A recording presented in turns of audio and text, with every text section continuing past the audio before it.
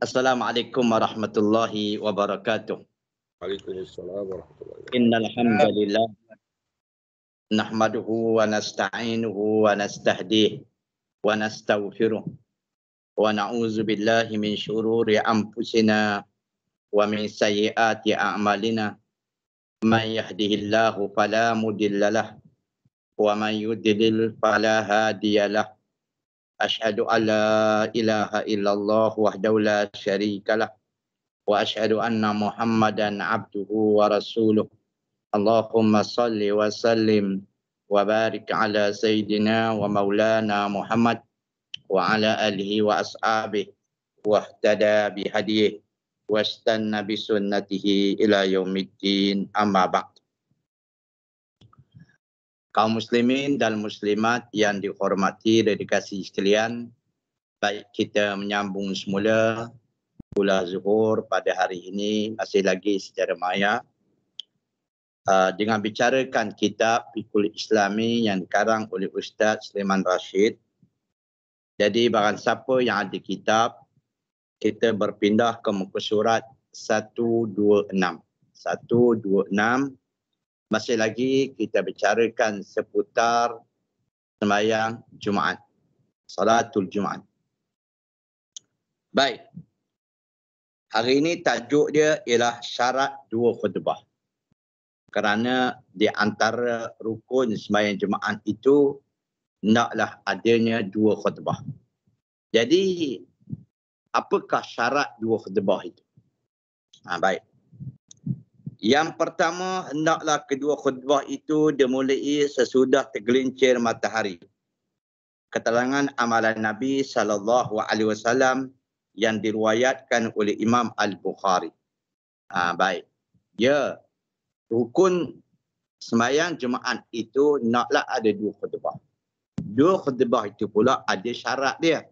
Syarat yang pertama, naklah khutbah itu dilakukan setelah mana tergelincirnya matahari. Baik. Sebagaimana hadis yang diriwayatkan oleh Al-Imam Al-Bukhari rahimahullahu ta'ala. Yang kedua, suatu berkhutbah hendaklah berdiri jika kuasa. Keterangan amalan Nabi SAW yang diriwayatkan oleh Imam Muslim. Itu syarat tu. Khutbah syarat dia kena berdiri. Bagi orang yang berkuat, yang ada kemampuan. Tengah-tengah khutbah tiba-tiba krem. Sakit lutut. Tak apalah duduk kalau dia tidak berkuasa dah. Baik. Yang ketiga, khatib hendaklah duduk di antara dua khutbah sekurang-kurangnya berhenti sebentar. Keterangan amalan Nabi SAW. Kerana khutbah Jumaat ni dia ada dua khutbah. Jadi nak membezakan dua khutbah tu, dia kena duduk sebentar. Kalau sikit tak duduk, maka tak sah khutbah dia. Maka tak sah khutbah, tak sah Jumaat. Kerana itu syarat. Baik. Jadi syarat dia kena duduk. Bukan duduk tu kerana tu imam letih, tu khatib letih, atau nak berehat sekejap. Tidak. Duduk itu memang kena duduk. Untuk membezakan di antara dua, untuk membezakan adanya dua khutbah. Tetapi ada pun khutbah hari raya. Khutbah sembahyang istisqa, sembahyang minta hujan. Dia tidak ada dua khutbah. Nabi buat satu khutbah saja.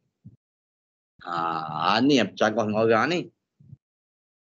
Mana-mana hadislah yang diriwayatkan oleh Ashabus Sunan, iaitu Imam Abu Daud, Imam Nasa'i, Imam At-Tirmizi, Ibnu Majah, mengatakan bahawa adalah Nabi SAW pada sembahyang hari raya, sama ada Adha ataupun Aidil Fitri, Nabi buat satu khutbah ya. Nabi tak buat dua khutbah. Dua khutbah ini cuma berlaku pada solat Jumaat saja. Baik. Jadi dari manakah di tempat kita ni bila berlakunya hari raya buat dua khutbah? Kerana kias. Dia orang kias kepada Jumaat. Jumaat ada dua, khutbah dan itu yang tidak. Mana boleh kias? La uju tidak ada kiasnya kalau sekiranya adanya nas. Tak boleh kita mengkias kalau tidak ada nas. Jadi tidak boleh adanya kias kalau adanya nas. Baik, jadi sekarang ni kaum muslim, Nabi buat semai raya. Dan Nabi buat satu khutbah lah. Tapi kita ni kerana kalau tak buat 2 khutbah pada semai raya ni jadi kecoh pula kan. Kecoh, nyerepot ke Jaiz, nyerepot ke Jawi. Jadi hari raya ni kita malas lah masuk penjara dalam jail, tak nak lah. Terpaksa juga buat kadang-kadang. Baik. Tapi nak beritahu lah sebenarnya. Kalau tak beritahu kan, dia akan jadi kecoh. Kalau kita pergi tempat lain, kenapa Saudi ni buat satu khutbah ya? Kenapa Perlis ni buat satu khutbah ya? Orang kata itu mazhab Wahabi. Bukan mazhab Wahabi. Itulah fitnah yang datang. Ada hadis dia, tak masalah dia. Baik. Okey. Dan seterusnya. Yang keempat, nak dengan suara yang keras kira-kira terdengar oleh bilangan yang sah jemaat dengan mereka kerana dimaksudkan dengan mengadakan khutbah itu ialah untuk pelajaran dan peringatan dan nasihat. Maka itu sebabnya kata Imam Asy-Syafi'i rahimahullahu taala, iaitu hendaklah khutbah tu dengan suara yang keras syarat dia didengar oleh bilangan sah jemaat. Kalau bagi pandangan Imam Syafi'i 40 orang lah. 40 orang. Tapi kalau ikut pendapat yang lain mengatakan asalkan 2 orang dengar pun sah dah jemaat. Baik. Kalau kita beralasan, rupa-rupanya jemaah ramai tapi banyak tidur. Tak dengar juga. Kan? Jemaah ramai tapi tidur, tak dengar khutbah. Sampai Tok Khatib naik khutbah kedua pun, habis khutbah kedua, tidur lagi. Kalau nak main dengar lagi tu sudah cukup lah. Boleh 2 orang, 3 orang pun boleh lah. Baik. Baik. Yang kelima, hendaklah berturut-turut baik rukunya atau jarak keduanya maupun antara kedua dengan sembahyang. Baik. Dia nak berturut-turut. Sebagaimana yang kita belajar dulu, rukun khutbah tu pertama sekali ada ulama mengatakan pujian pada Allah, selawat atas Nabi, beri nasihat. Itu kena berturut-turut. Dan yang keduanya, lepas khutbah kena semayang, kena berturut-turut. Jangan lepas khutbah pula baru pengurusi nak iklan. Saya lupa tadi nak iklan. Rupa-rupanya surau kita ni lepas khutbah terus semayang. Jangan ada iklan lagi. Baik. Sebab kalau nak iklan tu iklan sebelum khutbah. Itu boleh. Dan seterusnya, yang keenam, khatib naklah suci daripada hadas dan najis keterangan amalan Nabi SAW. Sebab dia dalam khutbah macam kira semayang juga. Jadi kalau khatib tu naklah ada wuduk, naklah ada khatib tu suci daripada hadas kecil ada besar. Tapi kalau khatib tu tengah-tengah khutbah, dia terkentut. Batal wuduk dia. Batal wuduk dia kena turun lah. Dia kena turun. Tak boleh dia biarkan dia berkhutbah dalam keadaan dia tidak berwuduk. Turun. Turun tu dia ada 2 hak. Dia ada 2 kes. Pertamanya, bila dia turun, dia kena sebut, minta seorang tolong ganti sambung khutbah. Pun boleh juga. Orang lain pula nak khutbah. Tapi kalau buat cara umum macam tu, tak ada orang naik. Minta contohnya, kalau saya baca khatib, saya terbatal wuduk. Minta Mufti Zul ganti saya. Sudah. Kena naik ya. Okey. Ataupun minta Tok Bilal. Minta imam 2 naik. Tak boleh kata Kalau tempat kita lah, orang Melayu kita ni pemalu, bukan kena bertempat. Ataupun Tok Khatib turun, ambil uduk dulu, cakap ini, tunggu sebentar, saya batal uduk, saya nak ambil uduk dulu. Nanti saya sambung khutbah. Itu boleh. Baik. Okey?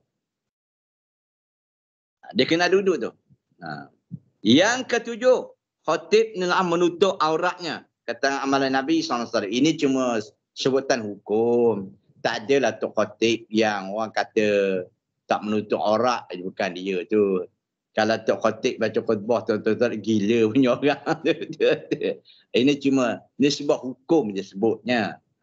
Baik. Okey. Habis dia 6 syarat khutbah itu. Yang pertama, khutbah itu naklah selepas gelincir matahari. Yang kedua, khatib naklah berdiri kalau dia kuasa. Yang ketiga, naklah duduk di antara khutbah. Yang keempat, suara khatib naklah nyaring yang didengar oleh makmum. Dan yang kelima, naklah berturut-turut dan rukun khutbah itu. Yang keenam, khatib naklah suci daripada ada kecil besar. Yang ketiganya ialah naklah khatib itu adalah orang yang menutup aurat. Baik. Habis. Sedikit peringatan tambahan oleh pengarang kitab. Setengah ulama berpendapat bahawa khutbah itu naklah dengan bahasa Arab. Sebagaimana pandangan Imam Abu Hanifah. Abu Hanifah kaum muslimin khutbah semua bahasa Arab lah. Kadang-kadang makmum tak faham. Makmum tak faham pun. Saya duduk kat Pakistan dulu. Tapi taklah lama di Pakistan, 7 tahun saya duduk sana. Dia. Tok Khatib dia, tapi dia orang ni ialah tazkirah jemaat tu dia orang ada. Dia orang buat sebelum jemaat, buat tazkirah. Orang faham tak isi kandungan dia. Tapi dalam khutbah tu, kalau muslimat, dia sebut bahasa Arabnya rukun-rukun je.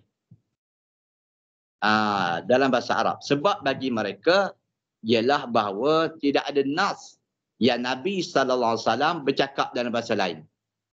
Itu sebabnya khutbah dalam bahasa Arab. Jadi khutbah di Pakistan ni dia pendek. Dia pendek. Dia. Lagipun sesuai dengan hadis Nabi SAW.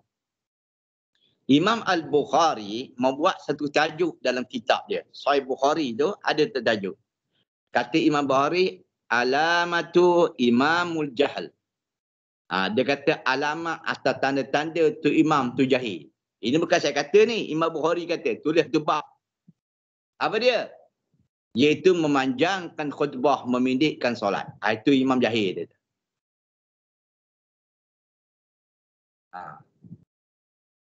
Dia sebut dia yang memanjangkan khutbah, memendekkan solat. Itu imam jahil. Tapi kalau sekali-sekala kaum muslimin dan muslimat kalian, dia panjang, tak apalah. Janganlah sentiasa. Kena pula, bukan tu imam tu jahil. Tu imam tu lagi jahil. Pukul 2 tak selesai lagi khutbah. Lagi sakit. Dia seronok seorang diri dia. Yelah, kita tahu kita duduk Kuala Lumpur ni pukul 2.30 atau pukul 4.45 kita nak masuk kerja. Dia pukul 2 tak habis lagi. Lepas tu nak semayang lagi. Lepas nak semayang, kita nak balik ke pejabat kita. Ni bukan tu imam jahil. Tu imam tahu, murakab pun jahil. Itu sebab khutbah ni dia pendek je. Ambil point. Dia. Tapi saya ni tak nafi juga. Sebab pun kita pun pernah juga baca khutbah. Kadang-kadang saya ringkas kerja. Ada orang tu imam tak kerti ringkas. Yang jadi peliknya, ni jadi peliknya. Kita tak sadar ketua khatib juga. Tak tahu siapa yang jahil. Sebabnya khutbah tu adalah dikeluarkan oleh Jabatan Agama Islam. Sama ada wilayah ataupun Selangor. Dia kena baca berhabis tu. Dia. Jadi, Tu imam terpaksalah baca habis walaupun panjang. Allahu Akbar liman Allah kaum muslimat kalian. Dia dia. Jadi kalau tu imam ringkas, tu makmum ni ada juga hamlonya. Kata orang Terengganu hamlo. Orang Filipina kata haprak. Itu apa? Bila khutbah pakai skrim, kan pakai skrim. Jadi kalau tu imam ringkas, yang kaki repot kejawi je ada. Kejaih tu ada. Tu imam ni, tu khatib ni baca khutbah tak habis. Itu satu hal. Dia. Jadi khutbah tu panjang sangat.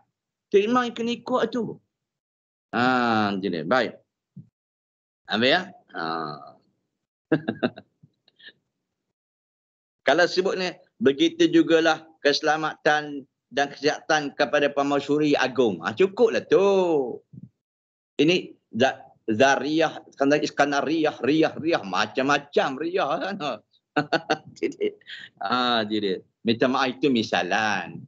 Jangan merek buat pula ini rakaman ni. Tapi itulah. Baik. Okey. Ya. Setengah ulama berpendapat, kata Imam Bundipah, bahawa khutbah itu hendaklah dengan bahasa Arab. Tidak. Kerana di masa Nabi SAW dan sahabat-sahabat baginda, khutbah itu selalu berbahasa Arab. Tapi mereka lupa keadaan di waktu itu hanya memerlukan bahasa Arab. Kerana bahasa itulah bahasa yang umum digunakan oleh para pendengar. Mereka lupa bahawa maksud mengadakan khutbah itu ialah memberikan pelajaran dan nasihat kepada kaum muslimin. Dan yang mendengar diperintah kepada insaf. Baik. Dan pastikan isu khutbah itu. Jadi khilaf ulama lah. Tapi pendapat Imam Syafi'i dan pendapat ulama lain dia kata khutbah itu boleh apa bahasa sekalipun. Kerana tujuan khutbah itu nak beri keinsapan dan kesedaran kepada makmum. Adapun hujah Al-Imam Abu Hanifah yang mengatakan bahawasanya di zaman Nabi SAW itu bahawa Nabi khutbah dalam bahasa Arab, tak ada bahasa lain. La ilaha illallah. Memanglah pada zaman itu digunakan bahasa Arab. Ada orang Melayu zaman Nabi? Ada? Itu dia isu dia. Gini. Cuma ada juga ustaz-ustaz ni yang nakal. Nakal. Ada juga Nabi yang pergi ke tanah Melayu. Ada tapak kaki Adam diguna jerai. Macam-macam lah zaman sekarang. Ustaz ni. Ada pula tapak kaki Nabi Muhammad. Ada juga. Di mana dia Melaka ke? Di Johor pun ada juga. Itu dia. Itulah saya. Puak Habib ni saya marah sangat. Kaum muslim-muslimat kalian. Jadi mereka rasa satu benda tu. Itu dia. Baik. Tak ada hujah. Ada seorang ustaz tu kata bahawa Nabi Daud ni pernah datang ke Sumatera, ke Indonesia. Nabi Daud pernah datang. Dan orang tanya mana bukti dia? Sebabnya ialah Kris. Kris itu datang daripada Indonesia. Kris kan? Kris itu dia akan berbelok-belok. Kris itu. Dia lembut. Maka Nabi Daud ni dia melembutkan besi. Itu dia lembut-lembut begitu, dia buat begitu. Itu tandanya Nabi Daud dah datang. Hujah apa lagi tu? Budak tadika tak buat hujah lagi tu kan? Dia kesan lah darah dia. Jadi jawapannya, pendapat Imam Syafi'i dan pendapat jumhur ulama lain kata, boleh berkhutbah dalam bahasa yang lain untuk dipahami. Tetapi, kalau nisbah rukun, kata mazhab Imam Syafi'i, rukun itu naklah dalam bahasa Arab. Contohnya apa? Innal hamdalillah. Dia puji. Selawat ke atas Nabi. Dan doa ke atas kaum muslimin. Baca Quran. Itu kena bahasa Arab ada rukun tu. Yang lain tu boleh bahasa lain. Baik. Habis. Tapi di UAE lagi cantik. Khutbah pertama dalam bahasa Melayu. Khutbah kedua dalam bahasa Inggeris. Itu UAE. Baik. Firman Allah Ta'ala. Wa iza quri'al Qur'an fastami'u lahu wa ansitu la'allakum turhamun. Apabila dibacakan orang Quran, naklah kamu dengarkan dan kamu perhatikan dan kamu mendapat rahmat. Jadi kita ni nak dapat tadabbur daripada Quran, sudah tentu kita nak faham apa isi kandungan Quran. Tu kena terjemah boleh cerita dalam bahasa Melayu tu. Baik. Berapa orang ahli tafsir mengatakan bahawa ayat ini diturunkan kerana bersangkut paut dengan usul dan khutbah. Baik. Kalau khatib berkhutbah dengan bahasa yang tidak dipaham oleh si pendengar, sudah tentu masuk khutbah itu akan sia-sia belaka. Betul tu. Kalau Datuk Khatib itu berkhutbah dengan bahasa yang tidak dipaham oleh pendengar, pendengar tak faham, maka sia-sialah khutbah itu. Bukan itu saja kaum muslimin dan muslimat kalian. Kadang-kadang Tok Khatib tu cakap bahasa Melayu, yang mendengar pun tak faham. Betul lah. Semua tidur laka. Itu dia. Betul. Walaupun hujah pengarang kitab mengatakan bahawa sesungguhnya bahawa hendaklah kalau Tok Khatib itu bercakap dengan bahasa lain, maka orang pendengar tak akan faham, tak sampailah masuk khutbah tu. Saya katakan pula hujah saya. Guna bahasa sendiri pun tak faham. Betul tak betul?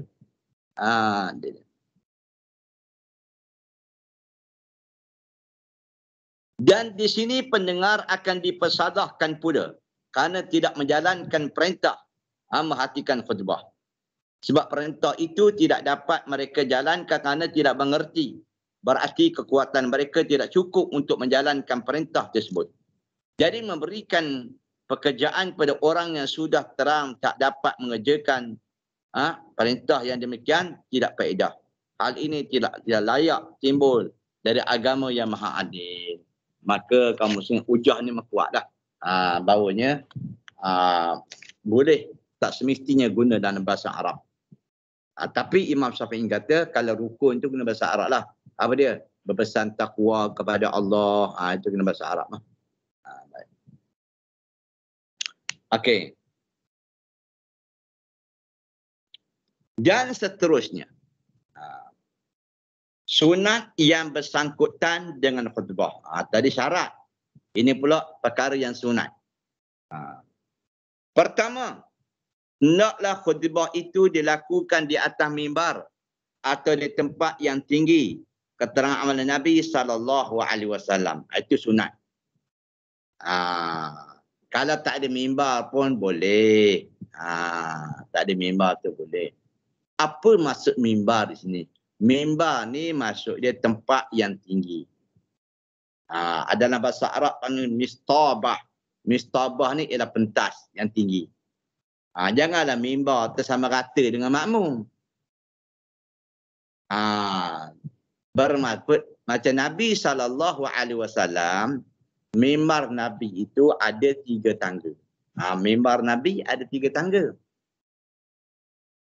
Tangga pertama, tangga kedua, tangga ketiga. Kan? Lepas tu, yang keempat tu adalah data lah. Tempat Nabi duduk. Tapi tangga tu ada 3. Tu nak kata tinggi tu. Baik. Kalau mimbar itu kaum muslimin dan muslimat kalian semata-mata nak ikut nama Nabi ada 3 tangga, kita buat 3 tangga. Kalau zaman Nabi dulu, tangga tu ialah menghadap makmum. Kita pula menghadap di sisi makmum. 3 tangga. Tapi orang Syiah, kita kata ke Syiah pula ni. Syiah ni kaum muslimin dan muslimat kalian, tu imam dia duduk bawah tanah. Dia duduk bawah tanah. Sebab kalau pergi ke Iran, dia duduk bawah tanah. Dia gali tanah. Sebab mereka ni menggunakan hujah akal semata-mata. Di zaman Rasulullah SAW, iaitu bila Nabi khutbah, Nabi duduk di atas tangga yang pertama. Tangga pertama. Karena tangga Nabi, tangga Nabi ada 3. Nabi duduk tangga yang 3 itulah. Wafatnya Nabi, Rasulullah SAW duduk di tangga yang Abu Bakar duduk tangga kedua. Bila marinya Umar duduk tangga yang pertama. Kat tangga kan. 1, 2, 3. Pada zaman Rasulullah tengah atas. Rasulullah wafat, Abu Bakar pula duduk tangga kedua. Bila Abu Bakar wafat, duduk pula Umar tangga ke pertama. Kan? Naik Sayyidina Uthman.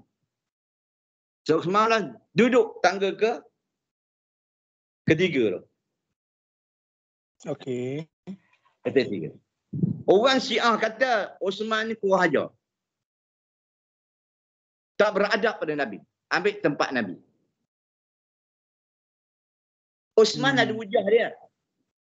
Kalau Rasulullah SAW ambil tangga ketiga, Abu Bakar tangga kedua, Umar tangga pertama, aku pula duduk atas lantai. Aku takut orang sebelah selepas aku besok duduk bawah pada lantai lagi. Itu sebabnya ujah Sayyidina Uthman naik tangga ketiga. Bukan kurang ajar dia. Itu dia. Jadi itu sebab orang Syiah ni, kaum muslimin dan muslimat kalian, digali lubang bawah tanah tu, itu imam dia. Konon dia beradab dengan Nabi lah dia. Iyalah. Kita Sayyidina Uthman kata, kalau dia duduk di tangga yang pertama, tangga tangga yang tak ada tangga, tangga kedua, tangga pertama tu, Lantai. Duduk atas lantai. Saya takut orang lepas aku duduk mana pula? Sudah tentu dia gali lubang. Dan kelihatan Sayyidina Uthman itu adalah tepat. Baik. Jadi kalau boleh, itu sebabnya sunat khutbah ni di atas mimbar. Masuk mimbar tu ialah di tempat yang tinggi. Itu dia. Ini dah cuma mimbar tu ibaratkan macam kita kata rumah je, rumah kecil. Tapi sama rata je dengan makmum. Bukan tu masuk dia. Tak kena cara. Kerana bila duduk tempatnya tinggi ni suaranya lantang kan. Tapi sekarang ni orang pandai berhujah. Ustaz, dulu tak ada speaker. Zaman kita ni ada speaker, betul tak betul? Speaker. Tapi yang pentingnya tak ada speaker dan ke sunnah nabinya biar ada khutbah tu di tempat yang tinggi.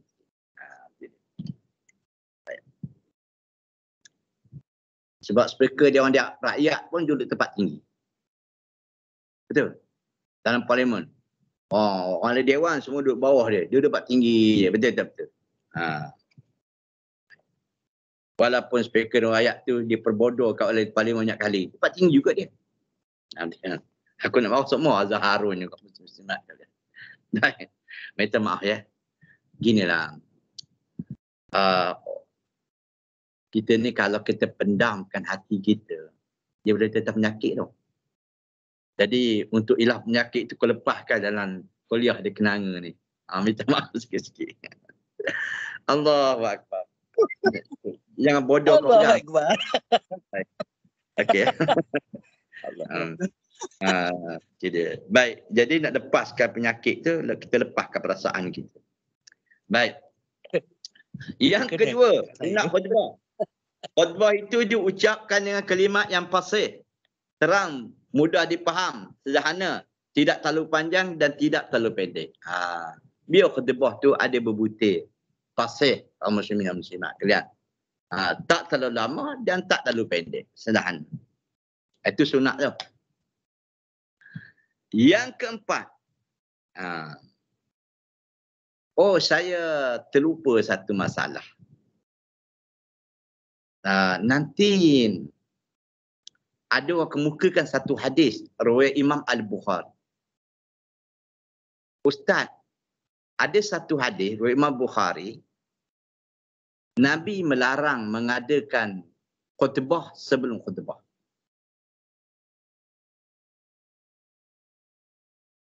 Apa maksud?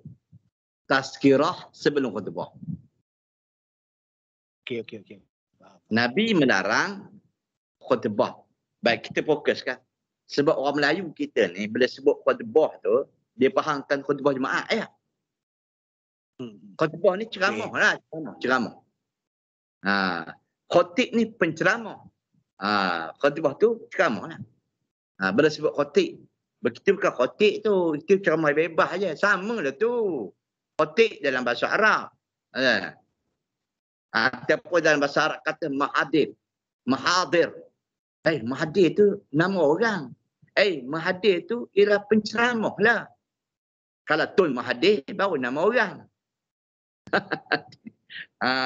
Kan? Jadi baik. Jadi apa nama isu dia? Nabi larang khutbah selalu kan. Ada satu kes tu berlaku di atas masjid. Rasanya dia ni orang belajar ni, orang dah belajar. Masjid tu jemput saya buat tazkirah Jumaat. Saya pun buat tazkirah. Lepas tu yang pelik dalam tazkirah Jumaat tu ada pertanyaan. Dia kata Ustaz, mohon pencerahan. Buat tazkirah sebelum Jumaat ni boleh tak? Sebab di dalam satu hadis, barangkali bila saya sebut hadis selalu dalam ceramah tu, dia main hadis lah, bahawa Nabi melarang mengadakan khutbah sebelum khutbah. Saya nak pecah rahsia no? Masa saya ambil interview Jawi tu. Jaiz. Interview saya lah. Saya interview ni saya faham sikit lah. Jangan biar orang interview kita tanya kita. Kita tanya dia sama. Kalau orang interview tu tanya kita, dia desak. Kita tanya dia pula. Baru temu ada ilmu tidak ilmu. Saya interview saya 2 orang. Pertama, Qadi Langat. Yang keduanya, Timbalan Pengarah Jaiz. Dia kata, sudahlah. Saya tengok kamu semua lama orang kena interview. Saya ni jadi penakut juga. Dia pun tu saya. Lepas tu, itu dia, Ustaz, apa hukum bersentuh kulit lelaki dan perempuan batal tak wuduk? Dia ni. Saya kata, kami duk belajar sentuh kulit lelaki perempuan ni batal wuduk ke masa kami ma'ahad dulu. BA, MA kami tak belajar dah. Waktu belajar buat lain dah. So, kita padan-padan lah sikit kan. Kita masa interview kita bawa CJBA kita, MA kita. Bertanya benda lagu tu. Tapi tak apalah, saya jawab jugalah. Macam pandangan-pandangan. Ada yang maksudnya kata batal. Maka terpulanglah. Bagi saya kalau orang kata batal pun tak salah. Kalau kata tak batal pun tak salah. Yang pentingnya ambil wuduk. Itu yang senangnya. Kalau orang kata batal, ambil wuduk. Kalau tak batal, tak payah ambil wuduk lah. Sebab masa-masa dia kekuatan. Lepas tu dia kata, apa pandangan Ustaz? Tazkirah sebelum Jumaat. Sudah. Ini soalan perangkap ni. Elok ke tak elok? Saya kata, saya ada 2 jawapan. Boleh dan tak boleh. Dia nak main, kita tahu, kita main dia. Boleh. Yang tak boleh sebab apa? Sebab ada hadis. Nabi SAW, riwayat Imam Bukhari. Nabi melarang khutbah sebelum khutbah. Ya ke ada hadis? Baru dia tahu.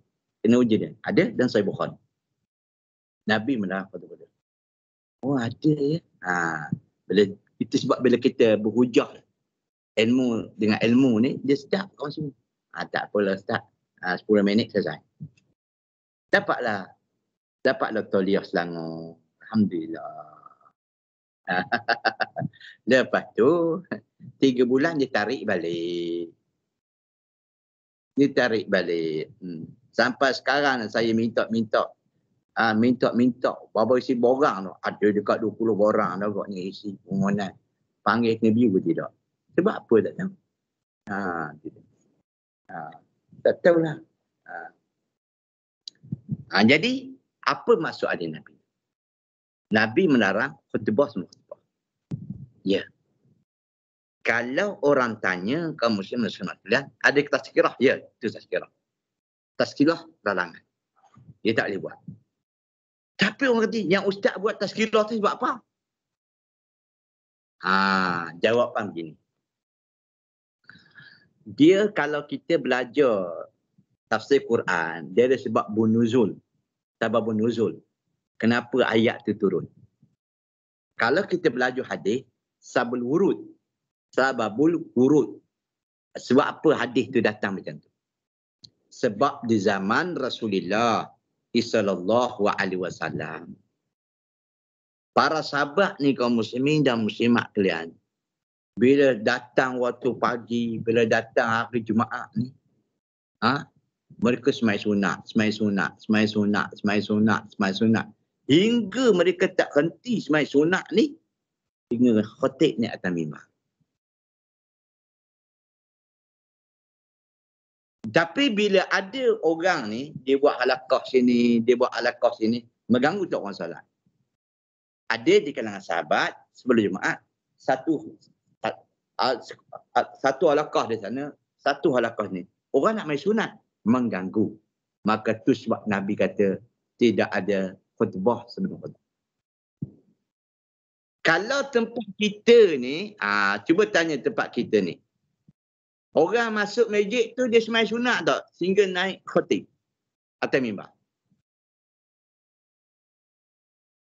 Tak ada. Kadang-kadang masuk masjid terus duduk. Kadang-kadang semai tu masjid je. Lepas tu popek. Kita buat tazkirah lah. Buat tazkirah. Itu saya katakan ada boleh, ada tak boleh. Kalaulah keadaan makmum itu, masjid tu, Allah, mereka semai sunat terhenti. Lepas habis rakaat, buat habis rakaat. Tak apa, kat masjid. Hingga zaman sahabat tu macam tu lah. Hingga Nabi ni atimah pada orang berhenti. Okey, dia kata tidak afdal ada tazkirah. Tapi kalau keadaan makmum zaman kita, masuk masjid, main sunat pun tidak. Kalau semayang pun 2 rakaat saja. Lepas tu, dia bercakap, popek. Boleh kata adalah berapa peratus orang yang baca Quran. Buat tazkirah lah. Sebab apa? Ada 2 kelebihan. Yang pertama, untuk mengelak orang cakap. Yang kedua, tazkirah terganti daripada penubuh. Sebab apa? Sebab tazkirah kadang-kadang lebih menyedarkan makmum kepahaman daripada khutbah yang buat makmum jadi mengantuk kadang-kadang. Itu istilah dia. Baik. Setuju tak tu? Macam tak setuju je. Atas setuju tak apa. Setuju. Baik. Dan seterusnya. Sunat juga. Khatib naklah tetap saja menghadap kepada orang yang banyak. Jangan berputar-putar kerana demikian itu tidak disyariatkan. Ini salah. Cuma Tok Khatib disunatkan menghadap makmum. Tapi Tok Khatib tak dilarang untuk berputar-putar melihat makmum. Sebab Nabi SAW, Nabi tidak menghadap makmum semata-mata. Nabi kadang-kadang pandang ke kanan, pandang ke kiri. Tengok gelagak tu makmum. Tapi Tok Khatib kena menghadap makmum. Itu betul. Tapi tak boleh kata Tok Khatib tidak sunat. Dia putar-putar. Tak. Tok Khatib kena menghadap makmum dan memandang keadaan makmum. Kalau tak pandang keadaan makmum, mana disebut dalam satu hadis Rasulullah sallallahu alaihi wasallam, ada seorang lelaki yang duduk dalam keadaan ikhtiba'. Duduk dalam keadaan ikhtiba'. Ikhtiba' ni macam ni yang Nabi larang. Iaitu duduk dalam keadaan 2 lutut diangkat, tangan ke belakang. Ramai tak? Dalam khutbah Jumaat ramai lah. tangan ke belakang gini. Lepas tu kaki ada hok menunjuk, ada yang angkat perlu duduk. Nabi SAW kata, jangan duduk macam tu, kata Nabi. Kalau Nabi ni tak tengok makmum, tak berputar, ada tak makmum tahu? Tak ada kaum muslimin dan muslimat kan. Kan ada satu hadis yang masyhur. Seorang lelaki masuk masjid. Terus dia duduk. Nabi kata, "Qum fasalli rak'atain idza dakhala ahadukum al-masjidah." Bangun sembahyang 2 rakaat. Dan apabila salah seorang masuk masjid, naklah dia sembahyang 2 rakaat sebelum dia duduk. Kalau Nabi sekadar pandang saja, tak berputar ikut makmum, maka muslimin dan muslimat tak dapat lihatlah keadaan makmum macam mana. Kan banyak. Tapi Tok Khatib dia tak main peranan. Dia tak main peranan semua. Contohnya lah, kalau tempat saya ni, Komersi Polis kan, masjid 2 tingkat. 2 tingkat masjid. Kadang-kadang budak-budak ni bising. Budak-budak tak atas, bising dalam khutbah. Tok Khatib ada. Apa salahnya Tok Khatib kata, minta seorang daripada AJK masjid tolong kawal budak tu, saya beri izin. Jadi kalau arahan daripada Khatib, bolehlah kita bercakap, boleh kita berjalan. Diam, boleh. Tok Khatib suruh. Yang tak bolehnya kita bercakap ni kalau Tok Khatib tak suruh. Itu yang dilarang, tu yang kata Nabi larang tu. Misalnya, ada orang sebelah Tok Mufti. Dia tidur. Saya baca khutbah. Minta Tok Mufti Zul tolong gerak orang sebelah tu. Itu boleh. Boleh gerak. Tak boleh kita pakai hadis tu. Tak boleh Tok Khatib. Sebabnya bila kata bercakap, maka khutbah terlarang. Yang tak bolehnya tanpa keizinan Khatib. Macam itulah. Ini kadang-kadang ni Masya Allah. Tok Khatib tengah baca khutbah. Makmum tengah sibuk makan sedekah pisang ke jemaah. Makan pisang tengah jemaah tu. Tok Khatib buat dia je. Dia tidak peka. Kadang-kadang yang lebih menyayang hati orang semak kalian. Kadang-kadang speaker ni. Membesar suara masjid ni. Dia banyak tangan, banyaklah dia punya gagang dia. Tengah berkhutbah. Wih, macam ambulan bunyi tu. Macam polis. Tok Khatib buat dia je. Apa salah Tok Khatib arahkan? Minta siapa yang pandai tolong baiki mikrofon ni. Dia. Kalau banyak rosak ni ganti je. Saya elan. Mikrofon rosak. Minta ada jemaah semua derma belakang. Macam tu lah. Bau peka. Kan? Baik. Orang makmum kata, bisa Tok Khatib ni. Bau sedap. Kan? Masjid besar, cantik. Kan? Okey. Belilah speaker yang mahal sikit. Ada 7,000, ada 10,000. Ni nak sedap. Ambil speaker bantuan Benar Raya. RM300 sebulan. 300? Sebab ni kena atas saya tu sebab saya kata gitu tu. Sakit oh. Orang baca khutbah ni, berceramah ni. Kalau besar suara tak kena, dia makan tekak kita. Dia sakit oh, perik. Meneran. Saya kata kapek cantik. Masjid besar. Orang kaya pun ramai nampaknya. Tolonglah ganti yang besar suara hak mahal sikit. 7,000, 8,000 ada. Ini dia harapkan besar suara Bandar Raya beri. RM300 tu. Ada apa? Betul. Tapi alhamdulillah ni ganti sungguh. Bukan mereka kedekut. Tidak. Mereka dia tak orang tu tak peka. Macam tu lah. Habis kan? Itu di antaranya. Dah Khatib nak tetap dia menghadap orang makmum baik. Yang keempat, sikit lagi ya. Membaca surah Ikhlas sewaktu duduk antara khutbah. Ini tak ada dalil. Membaca surah Ikhlas tak ada. Sama ada kita ni doa sendiri-sendiri, itu terpulang. Maka tidak ada ketentuan hadis. Apabila Khatib itu duduk antara khutbah, kita baca sesuatu, tak ada. Tu bila apa jangan Jangan gatal mulut lah. Tok Bilal apa dia? Bila terkotik dua khutbah. Allahumma salli wa sallim wa barik ala sayyidina. Tak ada. Nabi tak kata gitu. Itu sendiri punya. Bahkan siapa je nak doa lah. Kan? Antara dua khutbah tu. Baik. Tapi Alhamdulillah setak Mutizul Selangor. Wilayah ni bukan Mutizul Kenanga tau. Mutizul. Mutizul wilayah situ ada banyak jasa dia. Dia buat perubahan banyak. Di antaranya jangan tak payah baca innallaha malaikatahu yusholluna ala nabi masa nak khutbah, tak ada dalil dia. Lepas tu tidak ada selawat di antara dua khutbah. Kata Dr. Zul lagi, jangan sekali-kali aku tidak menyukainya masa khutbah ketika kita tone derma itu dia berjalan. Itu bukan, tak boleh. Takut masuk lara. Baik. Hebat Dr. Zul ni. Yang keseterusnya membaca 3 rukun, iaitu dimulai dengan pujian pada Allah. Yang keenam, si pendengar hendaklah diam serta menghentikan khutbah. Memperhatikan khutbah.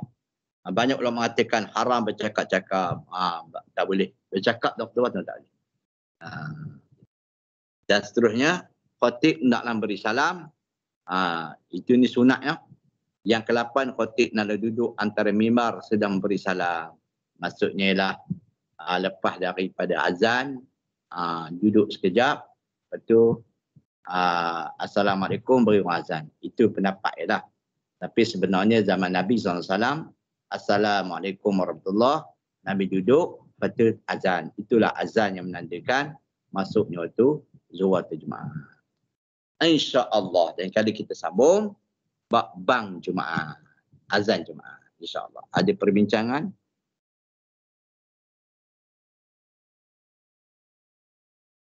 Assalamualaikum Ustaz. Assalamualaikum. Ini terkeluar lebih tajuk sikit. Kadang-kadang kita pergi solat Jumaat, ada beberapa pemuda yang rambutnya bersanggul, berikat. Saya terbaca hadis ni, Nabi melarang, dia suruh buka ikatan itu. Minta pencerahan pada Ustaz. Ya. Yang pertama, lima tersebut dalam satu hadis. Dalam riwayatan Ashabus Sunan Abu Daud dan sebagainya, mengatakan bahawa Nabi SAW ada seorang sahabat yang mengikat rambut dia ketika solat. Maka Nabi SAW melarangnya dan Nabi suruh lepaskan ikatan itu kerana biarlah rambut itu sekali sujud. Kepala sujud dan rambut pun ikut sekali sujud. Itu yang Nabi larang tu. Baik. Tetapi pada pendapat ulama hadis, larangan ini untuk lelaki saja, bukan untuk perempuan. Maka di dalam kitab Nailul Autar yang dikarang oleh Al-Imam Syaukani, adakah larangan ini mengatakan haram atau larangan itu mengatakan makruh? Maka pendapat jumhur ulama dia mengatakan makruhun. Jumhur ulama kata makruh, dia tidaklah haram. Tetapi walaupun dia makruh, tapi perkara itu ialah Nabi tak suka. Kita ni kena faham juga. Jangan sebut makruh terhukumnya buat boleh pahala, tak buat boleh pahala, tinggal boleh pahala. Kita kata Nabi tak suka. Bila Nabi tak suka, dia tersentuh jiwa kita. Allah Ta'ala tak suka, Nabi tak suka. Jadi selalunya kita mana-mana ustaz lah kalau boleh lah. Saya masih belajar dulu, hukum makruh tu ada makruh dan ada dua. Pertama, makruh tanzih. Makruh yang dia tak ada apa-apa. Yang kedua, ada makruh tahrim. Dia makruh, tapi kadang-kadang boleh buat hukum haram. Jadi walau bagaimanapun, dia benda tu baik, Allah Ta'ala tak suka. Nabi tadi, walaupun ada hukumnya makruh. Tak apalah makruh. Nanti dia masalah dia. Sebab kata Anas bin Malik radhiyallahu anhu, kami ni di zaman Rasulullah dulu, dosa yang kecil kami nampak besar. Dosa yang besar lagi kami nampak besar. Kalau benda makruh ni, Walaupun benda tu makruh, kami nampak benda tu dosa kecil. Tapi zaman sekarang, benda keruh ibarat harus. Nah, dosa kecil tak ada apa-apa. Dosa besar macam dosa kecil. Betul tak betul? Kan? Biasalah makan duit. Kalau tak makan duit, biasa je. Betul tak betul? Orang sebutlah kaum muslimin betapa banyak duit yang pergi keluar negara secara haram. Jadi panggilkan pendora. Betul tak betul? Senyap. Termasuk Pak Lebay pun senyap. I'm sorry lah. Aku marah juga buat tu. Tapi yang kita rakyat ni bayar cukai-cukai. Betul tak betul? Itu yang masalah dia. Betul. Jadi itu sebabnya kita kena ambil. Bila kita nak motivasi kat orang, jangan sebut makruh. Ya hukum makruh. Tapi makruhnya Allah dan Rasul dia tak suka. Itu lebih cantik. Okay? Kalau lepas mayang, tak apalah ikat lah. Ada lagi?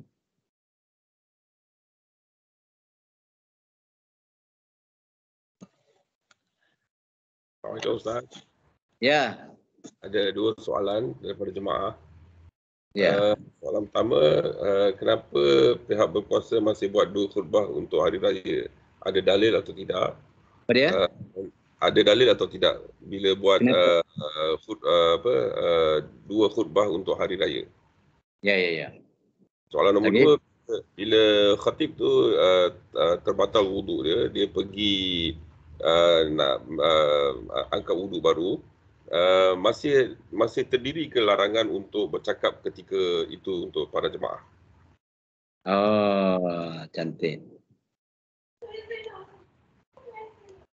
Yang pertama, adakah dalil yang pihak berkuasa membuat 2 khutbah hari raya ni? Dalam hari raya 2 khutbah. Jawapannya, dalil tu ada, kias. Tapi kias ni, dia panggil kiasu ma'al farid. Kias yang tak boleh diterima. Kerana la wujudul kias, tidak ada kias bila adanya nas. Jadi zaman Nabi SAW, ni waktu khutbah. Maka memang kita buat khutbah. Dia orang kata dalilnya kias. Sebab kias pada Jumaat. Itu dalilnya. Tapi kias tu kiasnya ma'al farid. Kalau orang ajar pekak yang maksud ma'al farid. Kias yang tak boleh diterima. Sebab bercanggah dengan dalil. Tetapi kerana kita ni, kaum muslimin dan muslimat kalian, di negara kita ni, iaitu bahawasanya dah termaktub bahawa kita ni berakidah ahli sunnah jemaah, berpahaman mazhab Imam Asy-Syafi'i. Itu dia masalah dia. Itu isu dia. Tapi lah kadang-kadangnya kita terpaksa buat kerana kalau tak buat kan akan mendatang satu perkara yang lebih besar lagi. Yang keduanya, kalau Tok Khatib tu dia ambil uduk, boleh tak bercakap? Boleh. Itu boleh. Sebabnya dalam hadis Nabi SAW, barang siapa yang bercakap walaupun kata diam, sedangkan Khatib berkhutbah. Kadang Nabi kita khatib khutbah. Ni khatib dia ambil wuduk. Dia tak apalah. Itu boleh. Kenapa pula Tok Khatib tu turun dia diamnya? Kita tak tahu kan. Itu boleh. Wallah. Ustaz, ada soalan satu. Sila. Tadi Ustaz ada bercakap tentang minta kebenaran daripada nak bercakap masa khutbah tu diminta kebenaran pada khatib. Tapi kadang-kadang kita terpaksa bercakap sebabkan perlu. Katakan orang buta takut terjatuh lalu longkang kata jangan berhenti. Tanpa terpaksa. Saya terpaksa. Macam khatib tengah bercakap ni, dengar berkat ni, kita ada orang buta datang dan takut dia melangkah longkang ke apa, kita cakap berhenti. So kita tak minta izin pada khatib. So adakah tu lara tu Ustaz? Okey. Di sini secara umumnya hadis tu mengatakan diam pun tak boleh. Okey, tetapi kalau orang buta nak minta izin pada khatib kemungkinan dia jatuh longkang dulu. Betul tak? Kata nak minta izin, jatuh orang botol itu. Yang ni kita ada perbezaan, dikatakan fikul waqi'. Fikul waqi' ni ialah fikos masa. Kalau sekiranya menyebabkan kecederaan, darurat, itu tak apa. Tak kena minta izin. Tapi kalau kataan diam ni, dia tak ada apa-apa. Dia itu baru minta izin. Boleh. Sebab dasarkan pada satu hadis Rasulullah sallallahu alaihi wasallam. Ada kadang-kadangnya bila berkhutbah ni, ada orang tanya khatib. Khatib, saya tak faham. Boleh? Boleh cakap. Cuma saya katakan tadi bukan minta izin pada khatib. Cuma khatib mengizinkan makmum. Itu boleh.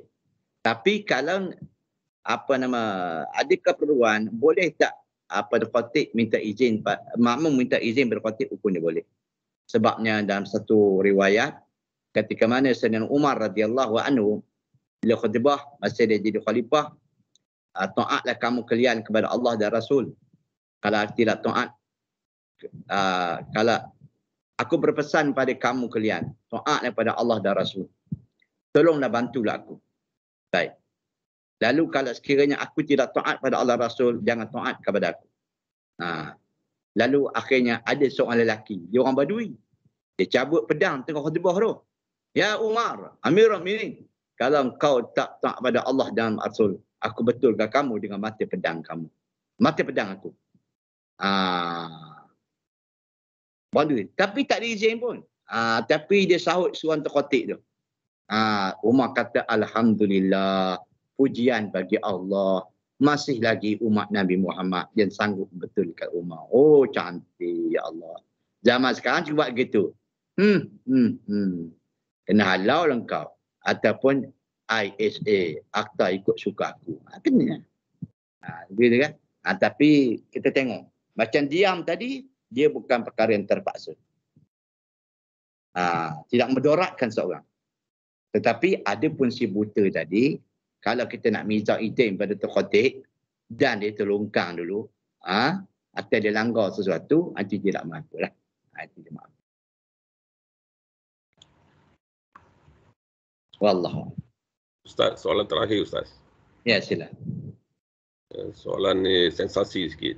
Daripada status. Jangan pihak Melaka sudah. Bagaimana pula dengan status solat golongan transgender Ustaz? Apa dia? Status solat golongan transgender. Golongan pondan. Ya. Dua alam. Gitu. Unsa lah. Okey. Dalam kitab-kitab fiqh, kaum muslimin dan muslimat kalian, orang yang unsa. Dia kalau sebut pondan tak kena. Sebab pondan ni, dia orang lelaki, alat ada tapi dia mirip ke perempuan perangai ni. Orang panggil pondan. Kalau sekiranya perempuan tu, dia perempuan tapi perangai dia macam lelaki, orang panggil tomboy. Betul. Istilah dalam, dia tak kerti bahasa lah, tapi bahasa Arab ni kemas. Unsa. Kunsa. Itu sebab istilah pondan tu apa dia? Kalau pondan dalam bahasa kita, ialah orang lelaki tapi dia perangai macam perempuan. Lembut dia tapi lelaki. Dia. Macam tu lah. Macam tu lah ada sajak-sajak. Dia lelaki. Dia lelaki. Tapi dia buat gaya perempuan. Itu orang kata pondan. Itu pondan. Khunsa ni ialah orang yang ada dua alat.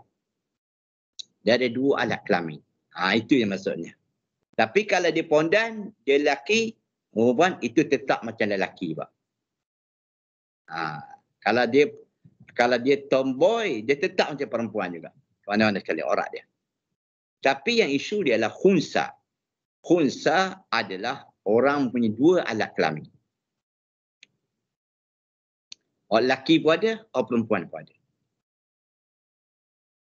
Tetapi ulama kata sebagaimana dalam hadis Nabi, dia nak ukur lelaki atau perempuan, ada dua alat ni. Maka di manakah alat dia, kelamin dia yang lebih? Kalau sekiranya lebih menonjol itu lelaki, hukum dia lelaki. Kalau alat yang menonjol itu, kelamin dia adalah perempuan, dia dihukum perempuan. Itu isu dia. Maka bila hukum perempuan macam itulah. Menikah macam tu juga. Khunsa boleh kahwin, boleh. Tapi dia kahwin dengan siapa?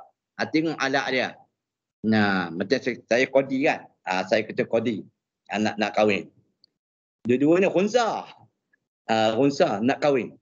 Saya tak boleh kahwin langsung. Saya tanya. Engkau ni khunsa. Alat engkau ni lebih balik lelaki ke balik perempuan? Dia kata lebih balik lelaki, balik perempuan. Okey, hukum dia perempuan. Yang kau pula, saya boleh balik perempuan. Tak boleh kahwin. Saya lebih balik lelaki. Itu boleh kahwin. Cukuplah dengan percakapan ke wallahi, ya, wallahi, sumpah cukup. Adakah perlu saya tengok? Mai tengok, tidak boleh. Kalau tengok, itu Tok Qadi gatal. Sundal.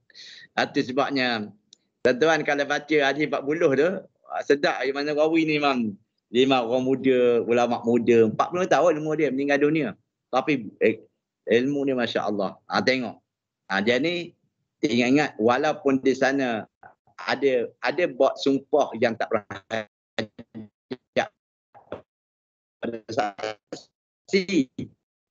ada yang kalau khunsa tanya dia lelaki ke perempuan ni balik mana? Balik lelaki. Yang ni perempuan tak perlu tengok. Kalau tengok tu salah.